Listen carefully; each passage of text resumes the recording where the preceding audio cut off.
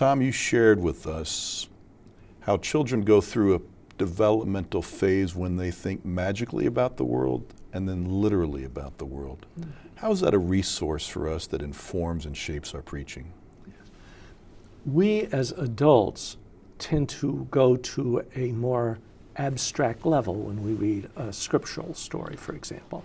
And that's an excellent thing to do sometimes. I'm not in any way putting that down. There are times when we need some very sophisticated adult thinking.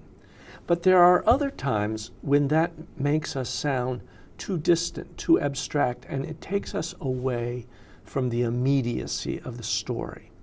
And you could see that in the little sermon that I did on the feeding of the 5,000, where I kind of role-play the little boy who has the 2 fish and the 5 loaves of bread, and when he comes home he has more food than when he left.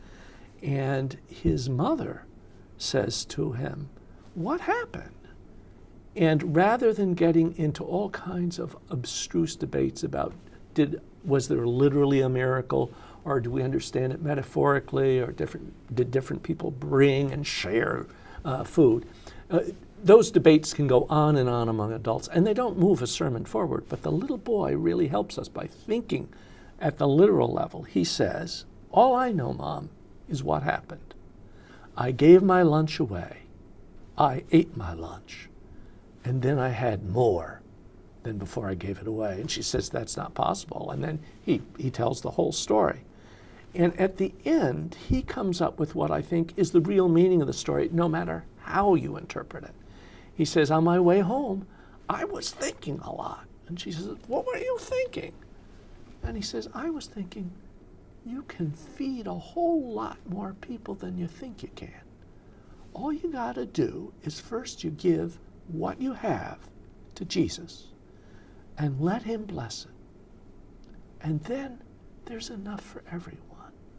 Well, that is something that people along a wide theological spectrum can believe. And I think the child helps us get us there, because the child at that literal level reduces the story to its most basic things, namely giving something up, having Jesus bless it, and having enough for everyone. So this is not a way of becoming simplistic, but I think that great old hymn about "'Tis the gift to be simple," it's a kind of simplicity and its directness that has immense appeal. And when you put it out there, it becomes a form of parabolic preaching, really. I think it's very close to what Jesus did. And it is that literal, direct, simple, and yet it has a profound level to it.